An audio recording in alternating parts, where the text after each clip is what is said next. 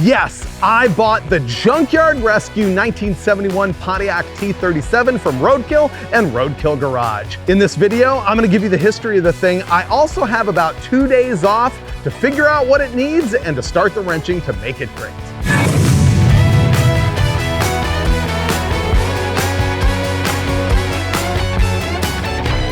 I am giving away my Dodge Challenger Scat Pack Last Call Edition. I'm gonna tell you all about the Pontiac T-37 in just a minute, but I gotta remind you that before June 27th, 2025, you gotta go to shop.davidfreiburger.com. You can buy stuff from me or you can mail it in and you can get entries for a chance to win this thing. I'm also doing signed General Mayhem Hot Wheels and some signed t-shirts, so get in. It is shop.davidfreiburger.com. The link is in the description. Do it before June 27th, 2025. I'll kick it off with some background on this garbage. It all began when Mike Finnegan and I went to L&L Classics in Wendell, Idaho, which is one of my favorite junkyards ever. It's so huge. And on an episode of Roadkill, we dug up this 1971 Pontiac T-37. It was just sort of sinking into the dirt there. Obviously didn't have these wheels on it, hadn't run in a long time, but we got it going. And we took a tour and ultimately ended up on the ramp where they built the launch mechanism for Evel Knievel's jump over the Snake River, or his attempted jump. So that was a lot of fun. When it came back, it really kind of switched over to Roadkill Garage with me and Steve Dulcich. We spent one whole episode just trying to get lowering coil springs on the thing. We got it running a little bit better, blasted it around. I think Lucky Costa eventually installed some QA1 coilovers on the front for us. And then Dulcich and I took the thing on a road trip through New England and ended up cruising downtown Manhattan. We were in Times Square with this junk. It was one of the most memorable things I did in the history of the Roadkill TV show. Man, it was awesome. It also puked its guts out all over the ground, and we had, I think, a rod knock out of the 400 Pontiac that powers this thing. So in a later episode of Roadkill Garage, Dulcich and I put an engine in it. It was just your basic, hone and dingle ball and throw it together with some good parts. And we ran it on Dulcich's dyno. It made 440 horsepower. So that's sort of the background on the TV show. And then when they all shut down, I did end up buying it from the company. Why? Because I don't know. This thing just has a certain panache. I don't know what it is about it, but it's just a very cool car. It does have a whole lot of stuff wrong with it. So right now I'm gonna drive the thing home, park it in the driveway, and I've got 2 days off. I'm gonna start making a list of everything that it needs and then start chipping away at that list. All right, let's get wrenching. Oh, speaking of which, the first thing I have to do here is reconnect the battery because the brake lights stay on all of the time. And so if you don't disconnect it, it dies. And as you'll hear in a minute, the seat belt buzzer also goes off all of the time. And like it says on the windshield, the charging system doesn't work. So I've already got my work cut out for me. There's that buzzer. Will it start?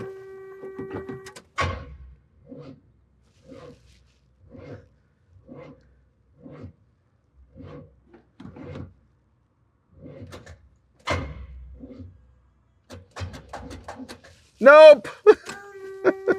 Stupid junk. Ah.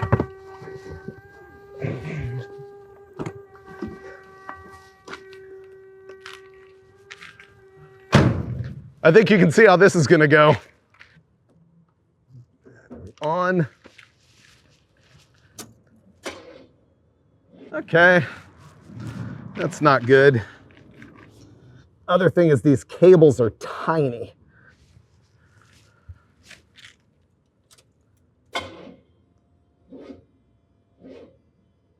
I'm using the jaws on the jump pack to tighten the wing nut on the cable.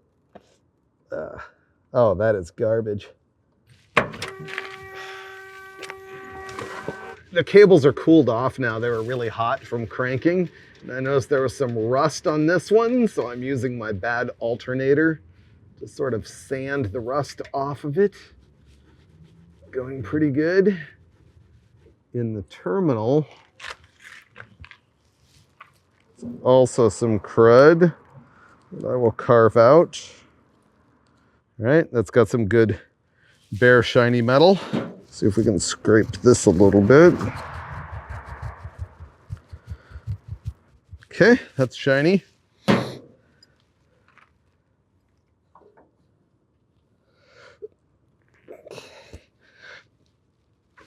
Got the old ground mill out.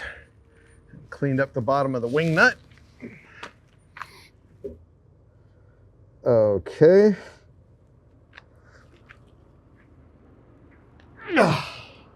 That is improved. All right, I've got all the terminals cleaned up as best as I can do out here in the field. I got the jump pack on. I've got it all cooled off. I hope it fires.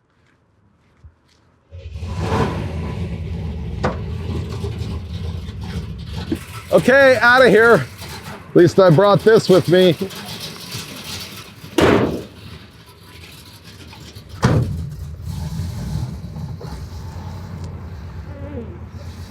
Well, I hobbled this thing home. Obviously, one of the first things I'm gonna have to deal with is that battery and charging system because it's super, super hinky. And my plan is to be able to drive this thing as I work on it. And so I can't deal with that. I'm gonna have to fix that. Of course, I also want to deal with a Comet wash. The transmission leaks like crazy. It shifts really late. I can't remember if it's a Turbo 350 or Turbo 400. Maybe it has a vacuum modulator line missing. It needs a lot. I guess I'll get to that as I go. The first thing I need to do though is clean out the interior because like I said, I want to drive this as I fix it. And the interior is so disgusting. I don't want to work on it. I don't want to lie under the dash and work on wiring in that filth. So I'm just going to make myself feel better with a little bit of a transformation on the interior. Later on, I'll worry about the Comet wash and everything. I'm not going to deal with that right now. But the interior, it's got to be fixed. It's disgusting. Blah. All right. The interior doesn't look too disgusting from what you're looking at, but it has a lot of leftovers from when Dulcich and I went to New York. Just a lot of junk sitting around. I noticed here is some lead-free tinning flux from when Steve tried to solder together the leaking radiator, which we later replaced. The big deal is that the carpet is old 70s sculpted shag house carpet, just sort of thrown in here and pretty bad. And there's junk everywhere. Of course, it has no headliner because nothing I own has a headliner, right? The dash pad's torn up. That's no big deal. The steering wheel has filth. The door panels have mold growing on the little metal escutcheon thing there. There's a bunch of junk in the back seat. Disgusting paper towels, notes, junk. So I'm just gonna start by, I don't know, getting everything out of here, and then I'm gonna have to get the seat out and tear up the carpet. When you clean out a car, you'll always find some pretty good stuff, even when it's kind of your own car. Here's the front license plate bracket. I ripped that off down in the Motor Trend warehouse. That's not going back on. One glove, that's trash. This blankie, probably pretty good for the garage floor. I can take a nap with that thing. Super stoked to find the QA1 coilover adjusting tools. I got myself a screwdriver, a couple of flux brushes, another screwdriver, one of those rubber tie-down straps with a high propensity of zapping back and hitting you in the tooth. Couple more funnels for the collection. Oh, look at this. This is the actual sock that Steve Dulcich took off his foot and shoved into the radiator cap in Times Square. Right there. Want me to get Steve to sign that for you? Maybe do a giveaway? The car doesn't really have seat belts in it. I thought about cleaning this up and using it, but I probably won't because most of them are missing. But let me give you the tech tip. If you've got old nasty seat belts like this, you can make up a solution of like dishwashing solution and water and put it in a 5-gallon bucket or something like that and soak them for a long time and then rinse them and do it again, and they usually get pretty good. Oh look, another funnel that I'll forget that I have and buy another one when I'm at the parts store. A weird industrial belt that we used on the road. Some hose, that's good. Ooh, another screwdriver, Phillips that time, and an umbrella. I'm just procrastinating having to get in there and rip out the carpet. Ugh. Now you get a better idea about how bad this really is. I mean, this came out of your grandma's place from 1978. It's bad. Ooh, maybe I should use this. Blech. And that. Yuck. All right, I'm gonna leave all this stuff on here and try and just fold it up. Oh, I'm gonna have to take the door sill off. Oh, man. I will use my new screwdriver because the battery's dead on my power thingy. Cordless tools have been lifesavers. Not one stripped. How's that possible?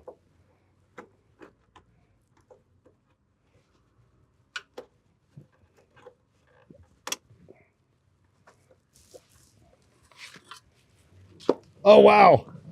Look at the part of the carpet that's not faded. It was super, super orange. Wow. Yuck. I don't want to breathe. No.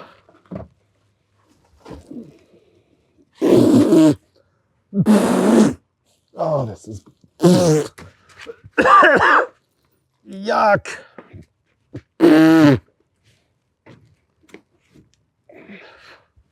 Man, that was bad. Okay. Wow. Remarkably rust-free. Wonder what's under here. Should I take out the sound deadening? I should. It's gross, right?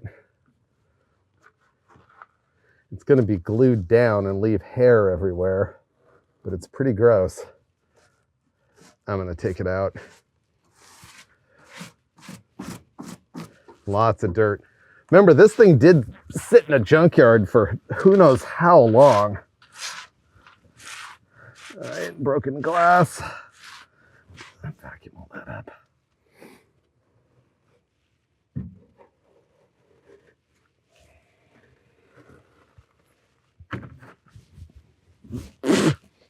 Ah, that smells like livestock. Floor looks like Chewbacca. Vacuum, I guess.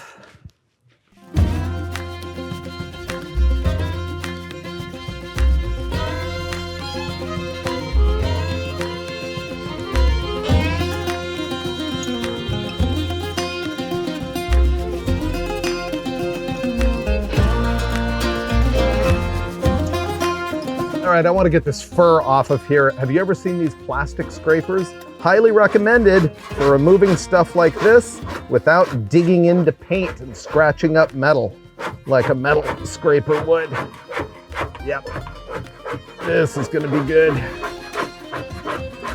Yeah, you need a set of these.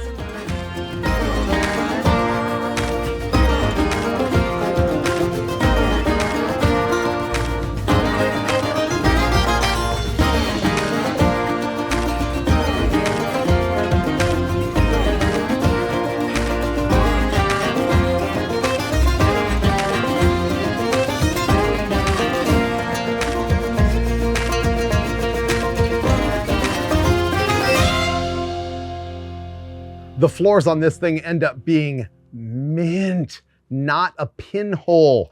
There's more rust on this fender than there is on the floors of this thing. However, I haven't taken the back seat out yet, and underneath there could be a different story, but I'm not gonna do that right now. I got a couple of bonus hours of wrenching in today, or cleaning in today. I didn't expect that. So I'm gonna clean up now, go do family time, and be back tomorrow to find out what's under the back seat. Happy morning. Well, happy for you, not so much for me, because now I have the odious task of removing the back seat and finding out if there is rust in the floor or rat poop or anything else even more disgusting than what I've encountered so far. The seat itself is pretty gross. Oh, wow. And not really even attached. All right, that was easy. Okay. You can see maybe the disgusting part on there. Pouring glass and rat poo on me. Oh wow, there's a lot of glass on that. Okay, let's not spill that. Oh, I just thought of my dog. I miss my dog. Uh-oh, there's the rust I was worried about. And other stuff. Let me get this out of here.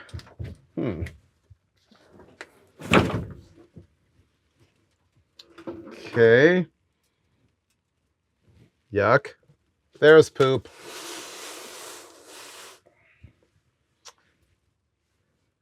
Rust and poop.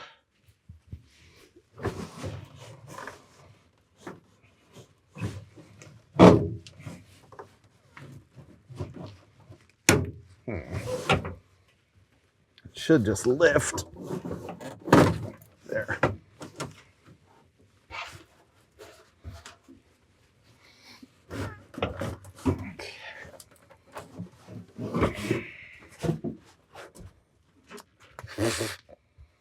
All right, you can see that is all torn up on the top, to be expected. All right, well, the rust could be worse. Pretty much the whole floor is gone right here. Oh wow, you can see fuel lines and stuff now. See? That's what I got. All right, for all of that, by far the worst part is the package tray. Wait till you see it. It is so baked out of there. It is gross. I think I'm gonna vacuum. Well, no, might as well do it all at once. I better get some package tray B-roll to show you just how bad this is. I am going to shoot this package tray so that you get the idea of how absolutely baked and disgusting it is. I mean, it's weird. Gives me the heebies. Yeah, for some reason that's really gross. Oh, and there's a whole bunch of rust under the rear window too. Okay.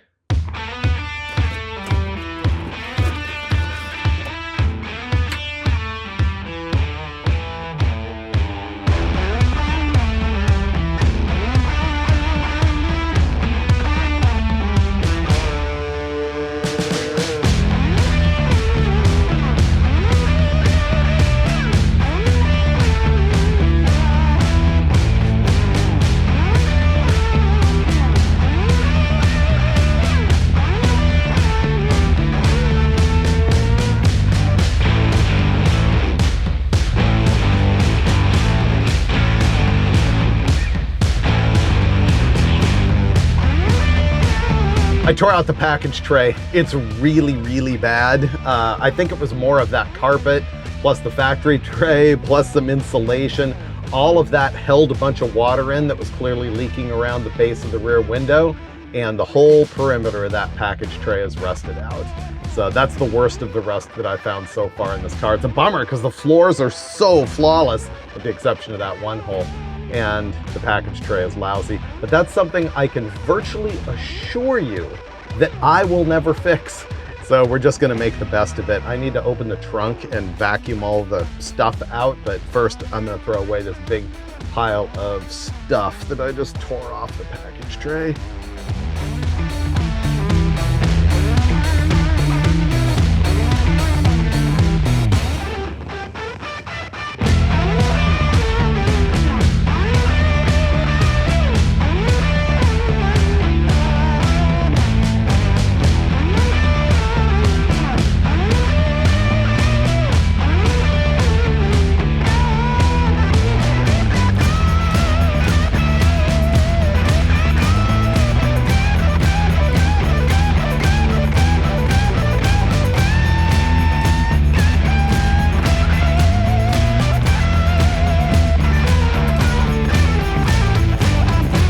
I pretty much vacuumed out some more floorboards. There's some more holes than I thought, and it's going to be filthy in the trunk, but I think there is a prize in here that's going to be really good. Okay, there's no trunk lock cylinder, of course, so I'm using the screwdriver. The key to this is to be able to do what I just did and go straight to it. You don't want to be standing there all fiddling around. Amateur. You gotta boom, click. And yes. All right, it might be water soaked and moldy and disgusting, but I believe this is a new carpet for the Pontiac. Awesome. I kind of thought Dulcich and I had bought that for a trip, and there it is. The box is all water soaked, so it could be bad. And this is filthy, so now vacuuming. There, R2-D2.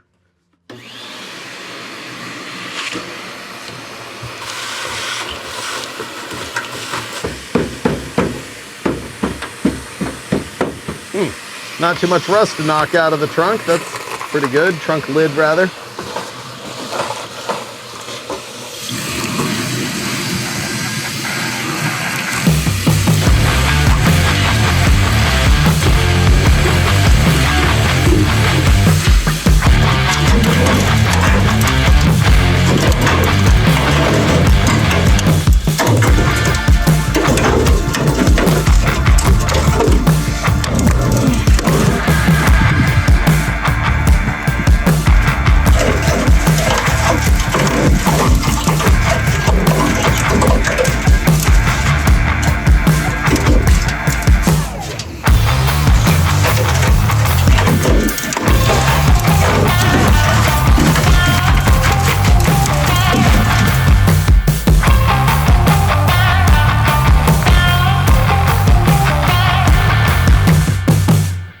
It's decision time with the T-37. Now that I've torn it all apart, I have a much better idea about the condition of the body. And you know what? The faded paint and the dents and stuff, that doesn't bother me. But my California is showing because the rust, it actually kind of drives me nuts. It's not that bad. The front of the floors, really good. Underneath the rear seat, it's thin and has one pretty big hole.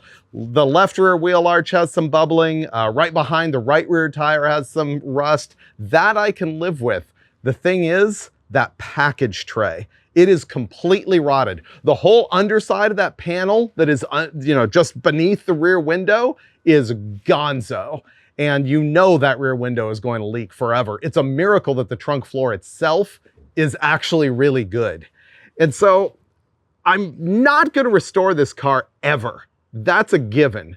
So the real question is, can I live with that package tray rust the way it is? And how much money do I want to put in the car knowing that it has that problem? Do I care about the ultimate value of it? Or do I just care about having fun with the thing? And if it's just fun, how trick am I going to make it? I don't know. I'm going to have to stew on that a little bit. I look forward to your comments about what you think about it. I'm sure if you're in the Midwest, you're like, dude, that is not bad rust at all. But here's the thing. For me, it would be major surgery to fix it, and it's going to require paint back there, I think. And then you've got either a primer spot or different colored paint, or you got to do like the fake patina thing. It just sort of snowballs.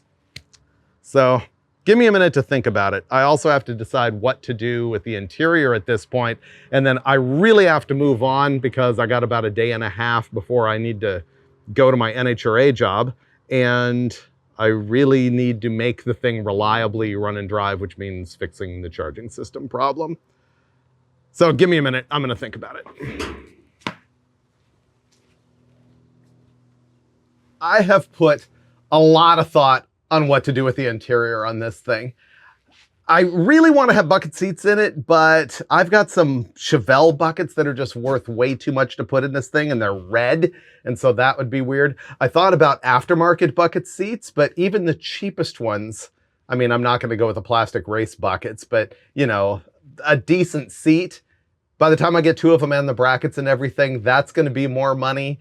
And then the upholstery doesn't match the rear, and the rear's got to be redone because it's all falling apart. My ultimate conclusion is that taking my original bench seat and back seat to my guy and saying, give me the dirt cheapest upholstery that you can do is probably going to be my best answer. And so I have to go drop those off. It's going to be a while before they come back. So I'm going to shut down my progress on the interior at this point. I'm not going to clean it up or anything. I'm going to go get those seats done, and meanwhile, work on the charging problem.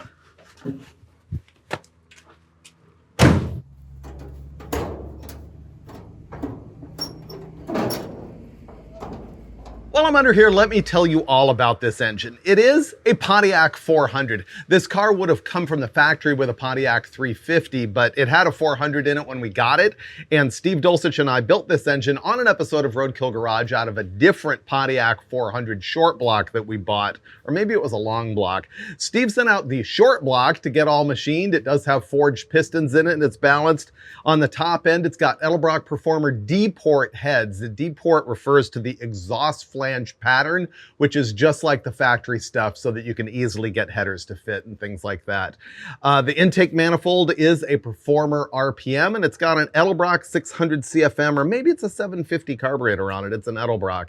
And the camshaft is a CompCam's mother thumper. The specs: duration at 50 thousandths tappet lift, 235 and 249, and it's on 107-degree lobe separation angle. And so it's designed to just make all the thumping right noises. It's got the chop, and it actually makes pretty good mid-range torque. We did throw this on the dyno at Steve's place, and I remember it made 440 horsepower with a different carburetor than this, and I don't remember the torque numbers, and I can't go look because they haven't yet aired or posted the particular episode of Roadkill Garage where we built this thing. But there you go, a very mild street cruisable Pontiac 400. Now I have to fix the charging system. I keep saying that, and I keep not doing it. I think it's time. Okay, we kicked this off with me being super irritated because I just killed an hour and a half driving all over town trying to find this. The little battery hold down puck like they used on GM cars back in this sort of era. And of course you have to buy it in a package with a bunch of other stuff you don't even need. And then you get home and you try it on your battery and it's the wrong shape and doesn't quite hold anything down. So I'm without a battery hold down. I got to give up on that for right now. I just don't have time. I got to make this thing work. I am going to pull the battery out and peel the stickers off of it because I like to do that. I don't know. Engine compartment looks cleaner to me with no decals on the battery. So I will waste that time. Maybe I'll even heat gun it.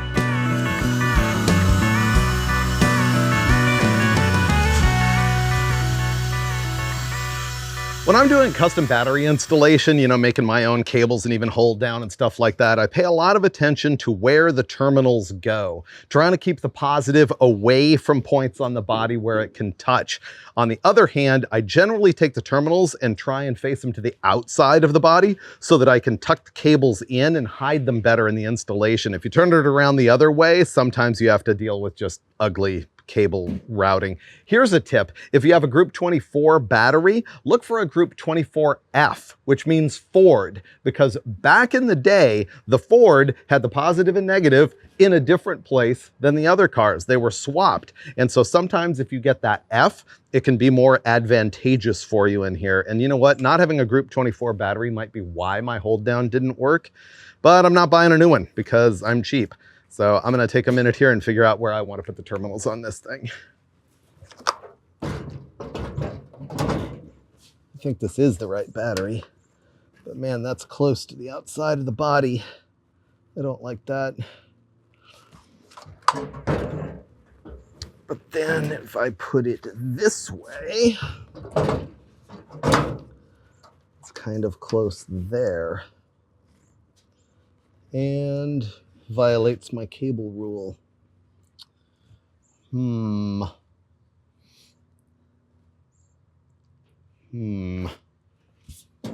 Give me a minute.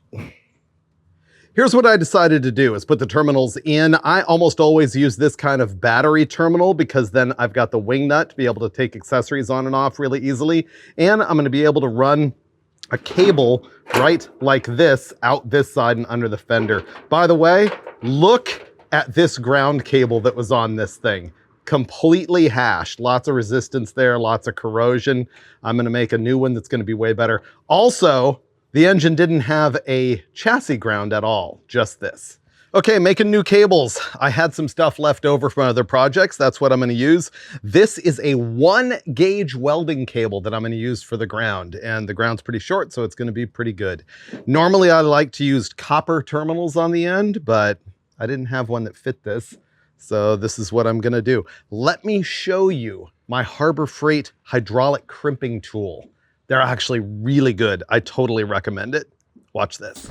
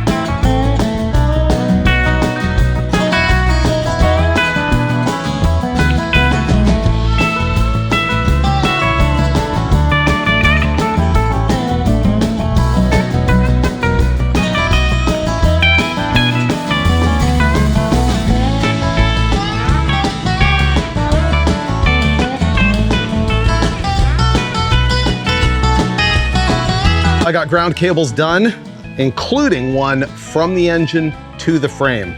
You gotta have that. Now I need to jack it up and start working on the starter and do a big long cable for that, which I'll talk about in a minute. First, I gotta sort of disassemble a bunch of stuff. Let me get a jack.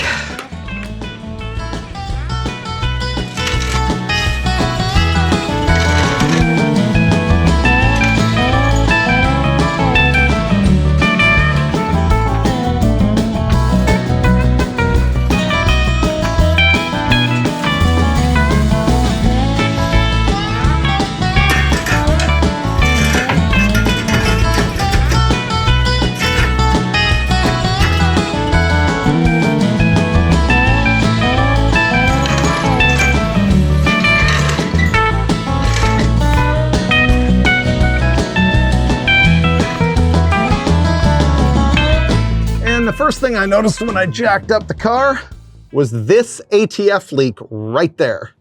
So that's something I'm gonna wanna fix because that's been an ongoing problem.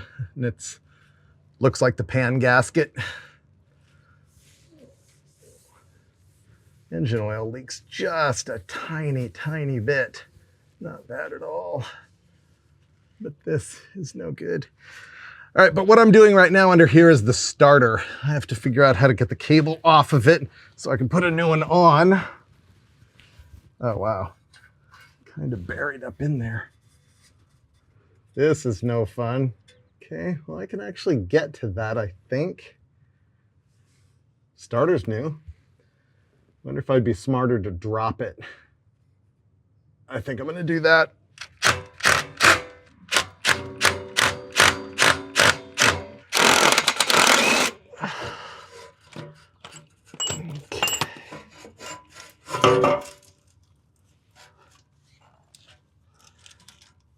Alrighty.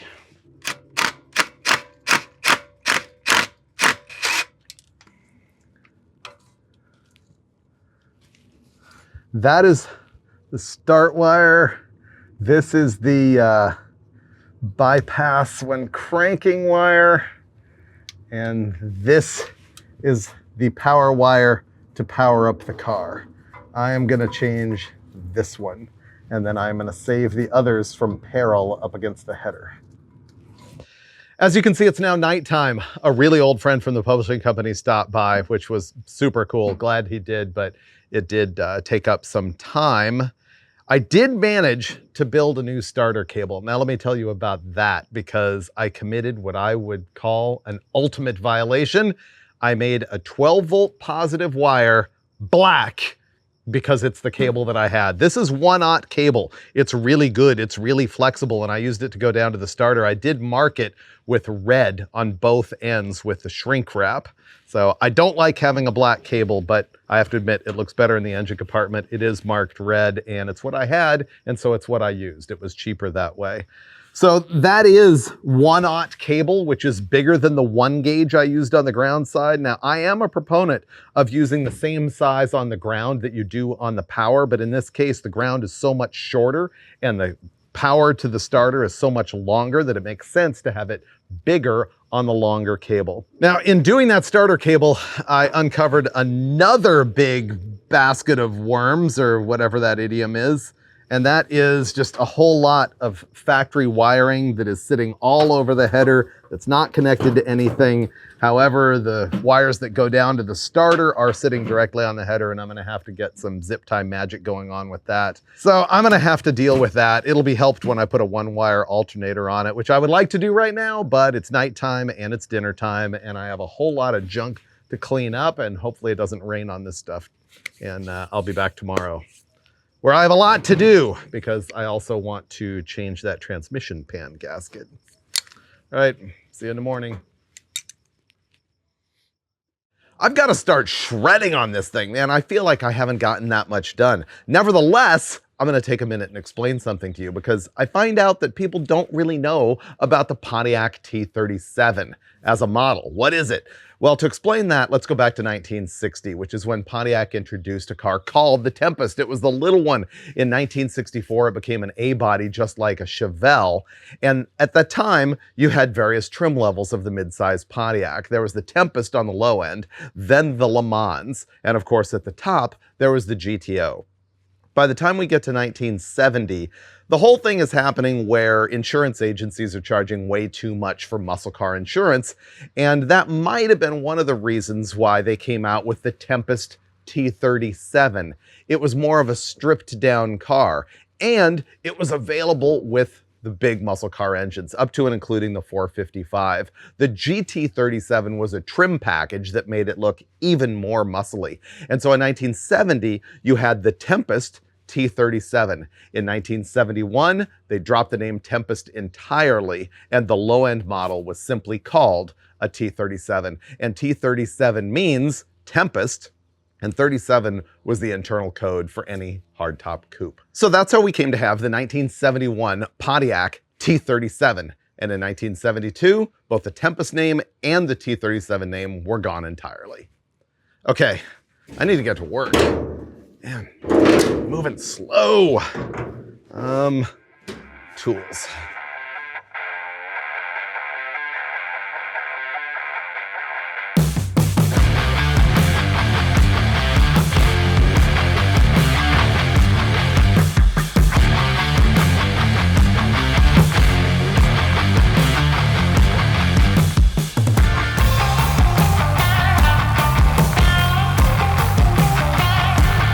All right, I installed the new alternator. I happen to have a Power Master sitting around. It's a 1-wire alternator, which is going to help clean up the wiring disaster under the hood. So that's a big win. I still need to make the charge cable for it. And of course, I had to grind on it to make it fit with the aftermarket valve cover. No big deal. It bolted right in place. Now, I'm going to make the charge cable. Here's what I'm going to do for the charge wire, which is the wire that goes from the big stud on the back of the alternator over to the positive terminal of the battery to charge the battery while the alternator is spinning and the engine's running. Now, if I was dealing with some gutless old muscle car era alternator, like a 64 amp or something like that, I would just use an 8-gauge wire. Up to, you know, a heavy breathing modern thing, 190 amps, something like that, I would use a 6-gauge cable. I would judge this to be 4-gauge. So it's going to be plenty. Why am I using it if it's overkill? Well, because I had it. This is my old starter wire, and it just happens to be here with a terminal already on one end. You can see by looking at it here that this was burned when it was a starter wire. It was just about to melt all the way through. And that would have caused a major fire. And it's something I still need to get to, is zip tying my new one up off the header. So I'm gonna lay this in there, mark it, shorten one end, and install it.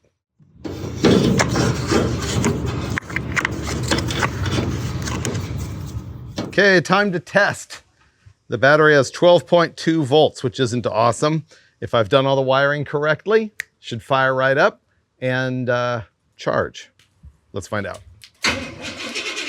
Cranking better than ever. Now there's a possibility that I need to hook up another wire that is going to be power to the ignition. I'd say it's a strong possibility.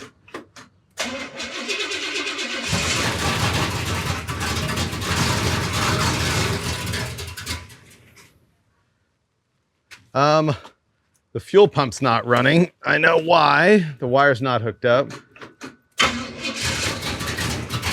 Wow, it runs terrible.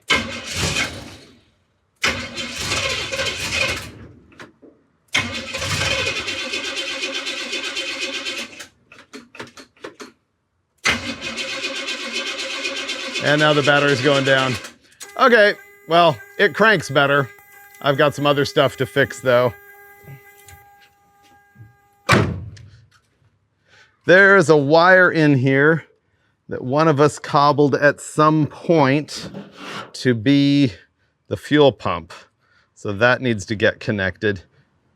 Boy, it really didn't fire up and run good, did it? I'll dig into that in a minute. And of course that's too short. Something hot just sparked to ground. Still sparking to ground. Okay. All right, I'm gonna have to temporarily lengthen that wire like 4 inches. How annoying.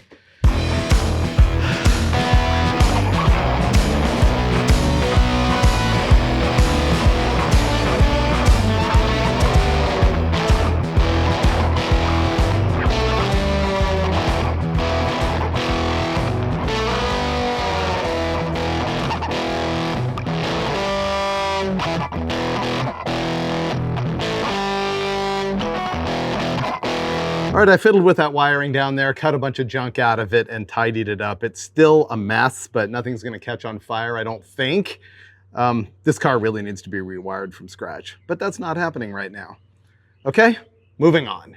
The next thing I'm gonna do here is fix that leaking transmission pan gasket. And I'm gonna lay out a handy tarp so I don't completely destroy my ground, because I'm not sure that I've ever done this without destroying the ground. Did not count on the wind fighting me. Ah.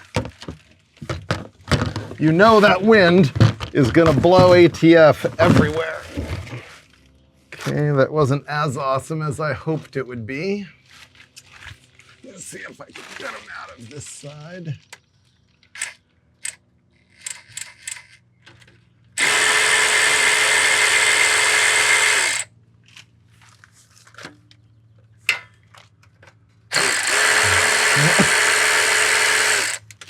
When I'm taking bolts out like this, I always stack them under the jack stand. Seems like a place where they can't get kicked, but they do anyway.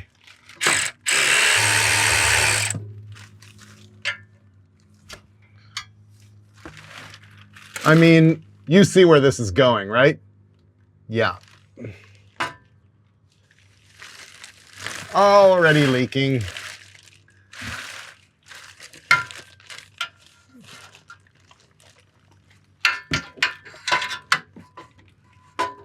And a can't get this in. This is a mess. What am I gonna do?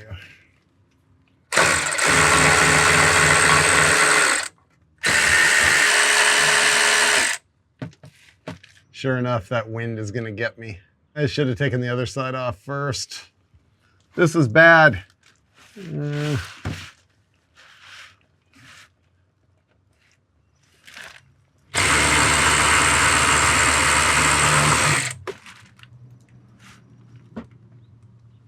I went about this all wrong. I should have unbolted the far side first.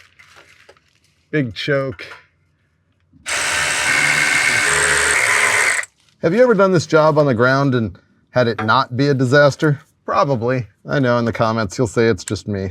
This should be it.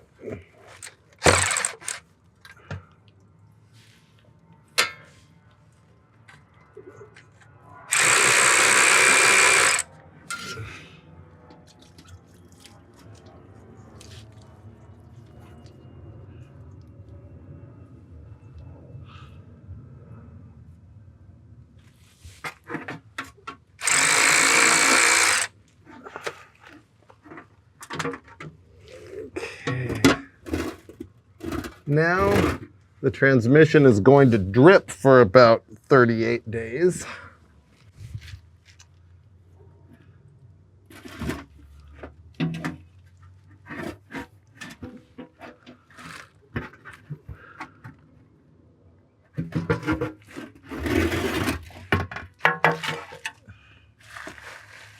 Okay, we'll let that drip and I will go inspect the pan for metal and clean it up.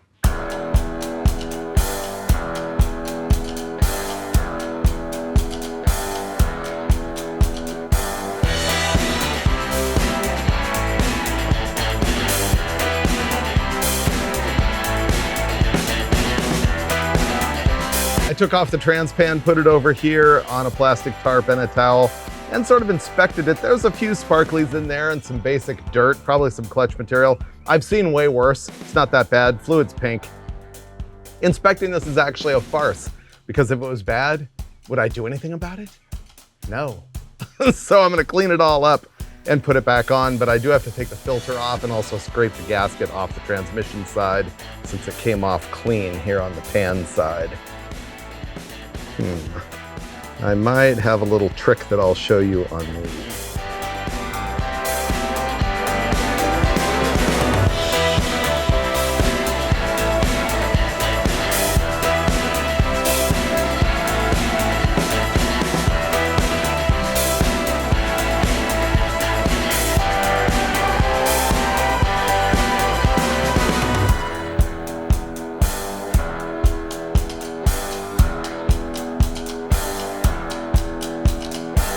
Well, I figure this is probably the end of the line for this towel.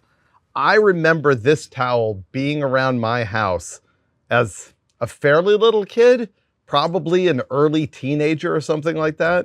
So it's probably like 45 years old, and it's been kicking around as a rag for probably 40 years or something like that. And finally, it's gonna be gone. You ever have stuff in your garage like that that's just been sitting around forever? And I don't know, it doesn't have sentimental value, but when you all of a sudden realize where it's been, it's kind of wild. Because this pan could be filthier, but it's not clean. Ooh, I need to go get the brake clean.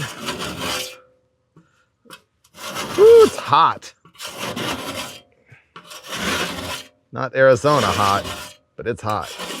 I told you I was going to show you a little trick on how to repair a trans pan. I'm actually not going to do it on this because it's okay. But the issue is sometimes guys will ramrod the bolt and tighten it up either on a trans pan or on an engine oil pan. And you'll see it'll sort of poke up the hole like a little bit of a volcano. And then that makes it so you don't get the clamping force out here and the next gasket leaks. So what you do is you take a socket and you put it on the underside of the hole, and you need that to back it up. And then you take a small ball peen hammer and you put it right there, and then you smack it, and you'll notice that I've got a brass hammer so that I'm not striking two hardened hammers together. And you do that, bash it down, and you can just fold back that little volcano like so. All right, now I have to go, ooh, man, that's hot. I'm gonna have to go move that to the shade while I crawl under and deal with the disastrous bloodbath of removing the transmission filter and scraping the gasket off the transpan. Wow, that's hot. Woo!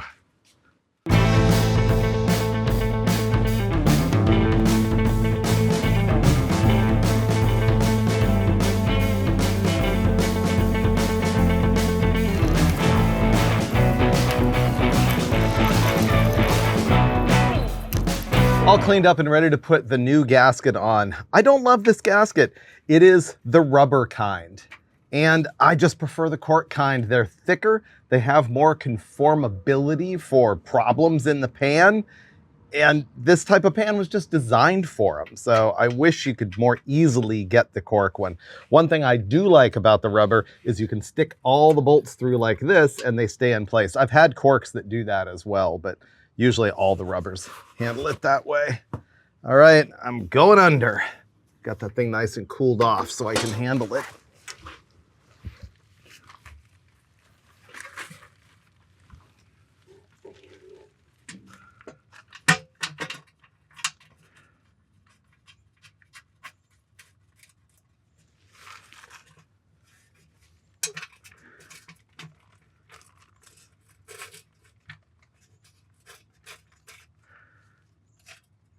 And now it's as simple as cinching it up and cleaning up all the transmission fluid that's everywhere. Ugh.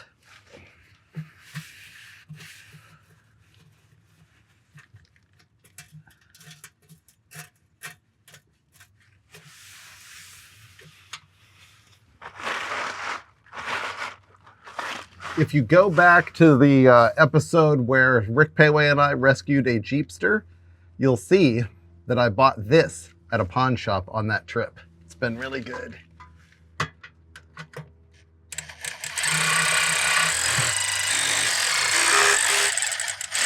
Now I would like to be able to feel it, so I'm not going to use the power tool.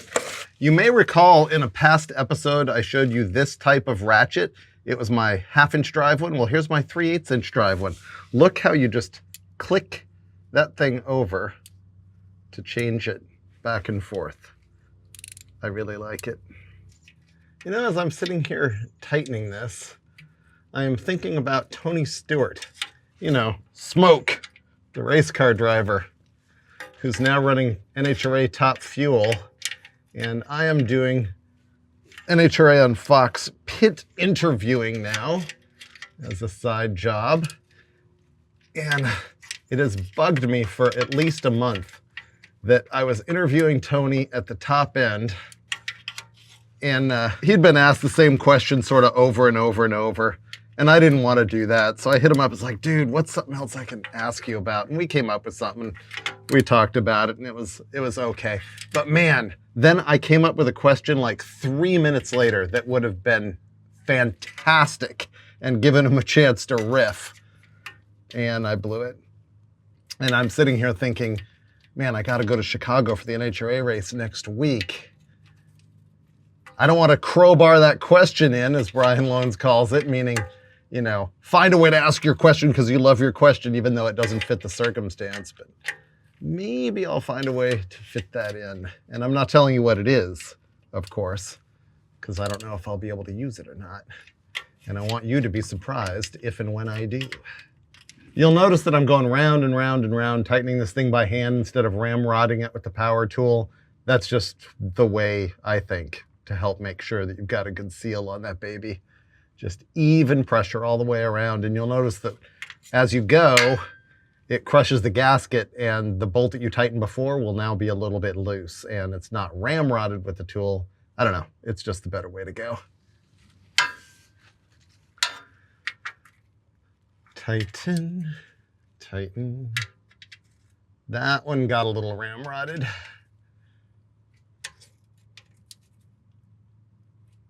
I think that's it for the transpan. Now I have to clean up and go juice it up with some sauce.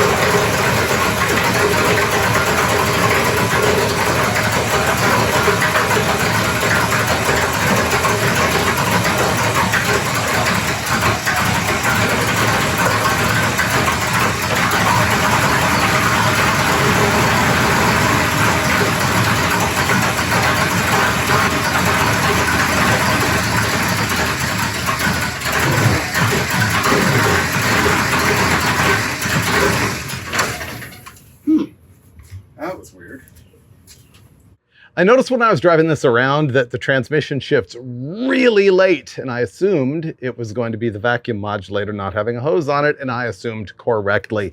So I'm going to install one right now. Here's the deal. I only had 5/16 fuel hose, and it's 3/8 at the carburetor, and it's 1/4 at the transmission. But I'm going to butcher it together because it's what I have, and I'm not spending money. Here's a tip. If you've got 5/16 hose and you need to ramrod it over a 3/8 bung, you can take your standard cruising model side cutters and shove them in there and just open that thing up, break the rubber just a little bit to help it get bigger and go over its fitting. You can also do that with a Phillips screwdriver, or here I am with a nut driver, porking that in there. That should make it easier to go on this carb. Yep, there it is. All right, we got carburetor vacuum. On the other end, I'm gonna need to hose clamp it. Trim that and shove it in there. It's another significant improvement to the T-37. Now, here's another one. The brake lights always stay on. I notice if you pick up the brake pedal, they turn off. That means the switch is misadjusted, so that's the next thing I'm going to tackle.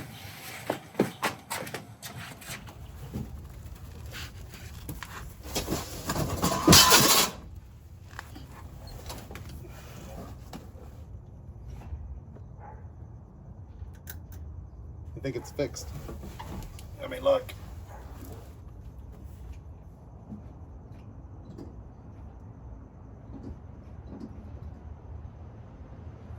More to do, but first, another bit of trivia. See this right here, the stripe? It's called a sword stripe in Pontiac parlance.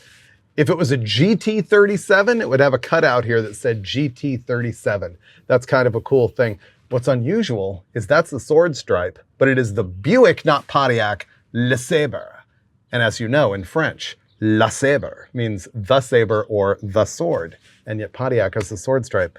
I have no idea what I'm talking about right now. All right, what I'm gonna do is raise the front of the car. One of the cool things about the T-37 is it's always had a very low stance, but right now it's too low in the nose, has too much rake, drags the ground too much, but I have coilovers on it so that I can crank them up and raise the thing. I don't know, I might go like 3/4 of an inch. The wheels and tires on this car are Cooper Cobra GTs 235/60/15 and 275/60/15, 15x7s and 15x8s. The wheel is a regular American racing equipment torque thrust D, the modern style of them. Kind of a go-to wheel. Sometimes I don't like the modern shape of the spoke, and I like the older school straight spoke, but for some reason on this car it just works. It's great. They're kind of a universal wheel anytime you want a cool muscle car look.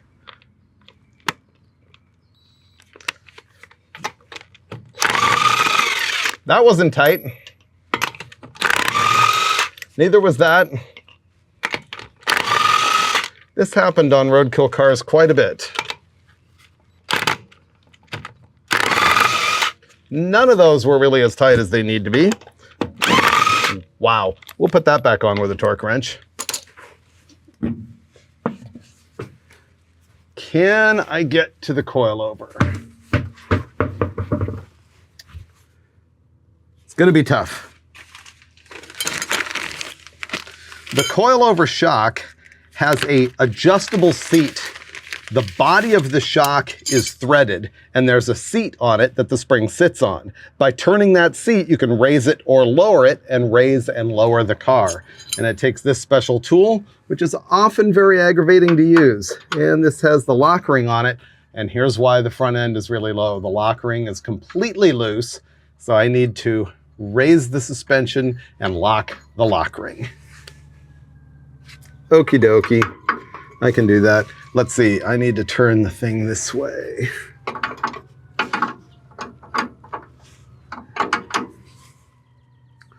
Oof, this is not a fun one.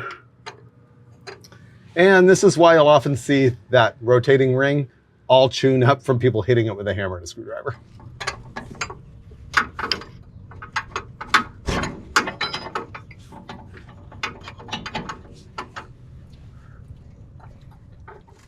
It's getting dark. I have a lot to clean up. I had said I was only going to work on this thing for 2 days, and I got a few extra hours at the beginning, and then spent 2 days, and I've got a few extra hours in the morning. So come back for something kind of predictable. And now I'm ready for my morning workout. Need an extension.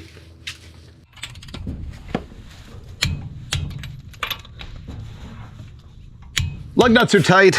Here's the predictable thing that I did. I made my cardboard list, and I'm gonna go ahead and add to it right now. Fix trans leak. Yes, after all that work, changing the transmission pan gasket, there's still a puddle, arguably worse than before, about that big on my ground overnight. I just don't like the rubber pan gaskets. I'm gonna have to do it again. I'll probably use cork, and I might even spend the money to get a cast aluminum pan with a machine flat surface just to make sure. Oh, and by the way, for those of you who didn't pick it up by looking at the shape of the pan, it is a turbo 400 transmission in this thing, and it's obviously pulled from a full-size car, probably the same one that the 400 came out of, because it has a long extension housing on it instead of the A-body shorter housing. Other stuff on my list, I mean, finishing up the interior, it needs some gauges. I want to remove the AC box, that's never going to work, and fill the hole on the firewall. Clean up the engine compartment, the wiring in general, battery hold down. The wipers on this thing are hideous. I need to change that. I probably will put a Chevelle 12-bolt rear axle in it eventually. That's probably not a problem right now, so that's going to be a long time if ever. It needs a new fan shroud. The bottom half of it's missing. I think I'm going to put a different carburetor on it and tune it up. I torqued the wheels. Let me shut that up. It might need a power steering pump, or it might just need fluid. We'll see. I want to change the oil. It's a brand new engine. We've never done that before. I want to see if the signals work. And of course, the transmission leak. Oh, I just thought of something. Mechanical fuel pump. It has a click-clack in the back. And it's because the mechanical one failed, and I would like to put another mechanical one on there. But what am I gonna do right now? The very thing that I said at the top of the show I probably wasn't gonna bother with. I'm gonna Comet wash it. Wait for the transformation of the gleaming T-37. It's gonna be great. I have a few stories before I get into the Comet wash. I guess first I should explain what that is in case you haven't seen me do this before. Basically, if you have an old car with torn up paint like this, you can get stains off of it, and you can bring the oxidation off of it with some kitchen cleanser. I use Comet. You can use Bon-Ami or Barkeeper's Friend or whatever you want. And I do use a regular blue kitchen scrubby sponge with the Scotch-Brite on the back. And really, you're on your own to decide whether that's going to scratch up your paint or not. I mean, something like this, I can probably get more rust off with that side. So you're going to see me do that. I think I'll test it out right here and show you how that's going to look. Another thing I have to tell you is look carefully and you'll realize that the nose and maybe hood of this car are not original. The colors don't match. This is more gold, and the rest of the car has more of a red tint to it. They must have done that at the junkyard. Talking about the front end on these cars reminds me of a story. In 1968, Pontiac came out with what they called the Enduro bumper, which was rubber. This one is not that. This is actually metal. But in 1968, they had a commercial where they had a bunch of guys walking with a crowbar and bashing on the front of the car as hard as they could to show that the bumper wasn't going to dent or deflect. And there was another commercial along the same lines where a bunch of guys from Motor Trend magazines wearing their lab coat walked by and were judging the car. Well, my father was the producer of both of those commercials, and he still has a Motor Trend lab coat, and he still has the crowbar that he took to Faith Plating in Los Angeles and had chromed just for that commercial. Another fun fact to know and tell, my father introduced John DeLorean to his second wife. Random. Okay, let's scrub up this patch right here and see if we can make it look any better.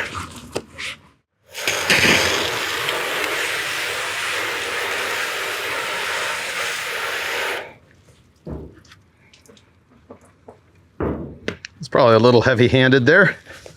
Wet sponge. Gonna use the scrubby side. Ah, look at that.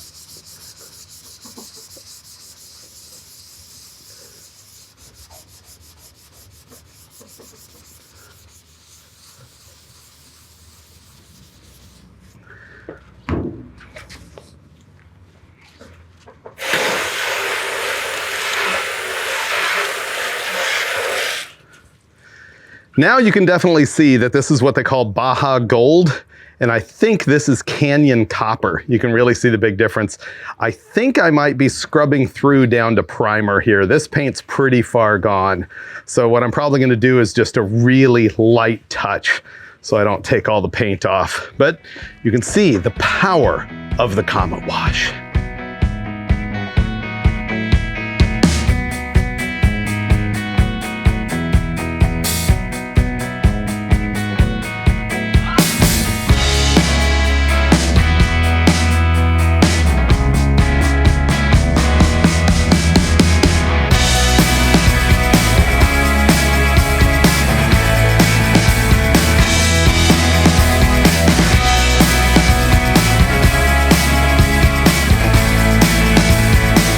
Well, the mighty Comet wash was vanquished by the T-37. Unfortunately, too much of it is just rusted all the way through, and the part that isn't, the paint is just so thin that I couldn't really scrub it to get the spots off and not just take it down to bare metal or primer. So it looks about as good as it's going to. It's less chalky, some stains are removed. There's more color over there on that fender anyway, or on that side. So it wasn't a total loss. Chrome looks good. But unfortunately, it looks the way it's gonna look. If you're a guy who likes to polish patina, this is probably a perfect car to do it to. Just sand the roof and go to town. Me, I'm not gonna do that. But I am gonna do a whole lot more wrenching on this thing. You know what it needs. I showed you the list earlier. Exhaust, trans leak, just all of that stuff that you will see on the David Freiburger channel. Do me a favor and share this thing. Share my channel. I would appreciate that a lot. And of course, like, comment, subscribe, all of that. And I will see you next time on the David Freiburger channel.